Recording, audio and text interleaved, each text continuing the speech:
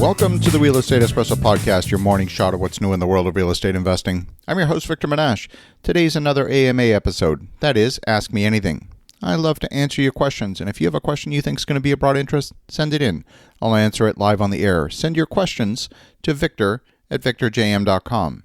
That's victor@victorjm.com. Kristi from Dayton, Ohio asks, I had to let my most trusted foreman go. I was really sick for 3 months last March, and this man became my right-hand man.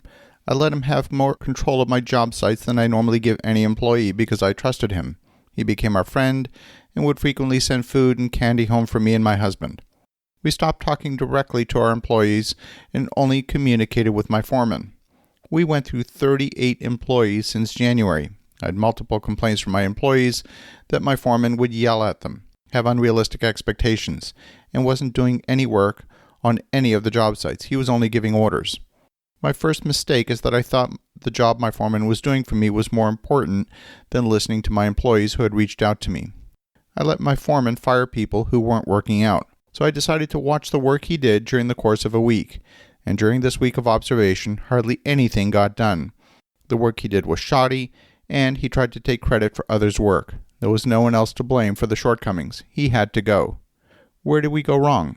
Well, Kristi, this is a great question. What happens in any function or in any project, if there's a particular function that is not staffed, then things fall apart. I mean, imagine for a moment if I said to you, the job was to drive to Miami. Well, if you had no driver, if you look around the room and say, whose responsibility is it to be the driver, and no hands go up, well, you're not going to get there. And if you say, whose job is it to put in fuel before the vehicle runs out of fuel, if no hands go up, you're not going to get there. So having every function staffed is absolutely critical. And there's one distinction that is often overlooked. It's often a mistake that people make, and that is to separate the responsibility for managing the work and the responsibility for quality assurance. It's like the fox watching the henhouse. You cannot have those two coupled together. They have to be separate. In the world of software development, we have separate testing teams, separate QA teams, because the person doing software design can't check their own work.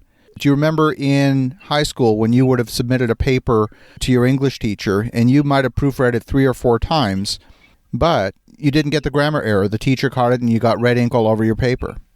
And it's that independence. It's the independence of the quality assurance function that enables you to catch things. So the person doing the work can't check their own work. You have to separate those two functions. That's the critical item. When you separate those two functions, now you have true quality assurance. So you might be saying, okay, Victor, you're just adding another role to my project here. You're costing me money. Think about it this way. Imagine for a moment if you hired somebody, could be a retired general contractor whose only job is to go to the job site every day and send you a dozen pictures. Now, people sometimes don't like to be held accountable. They'll start to blame the person doing the QA function for everything that's wrong in the project.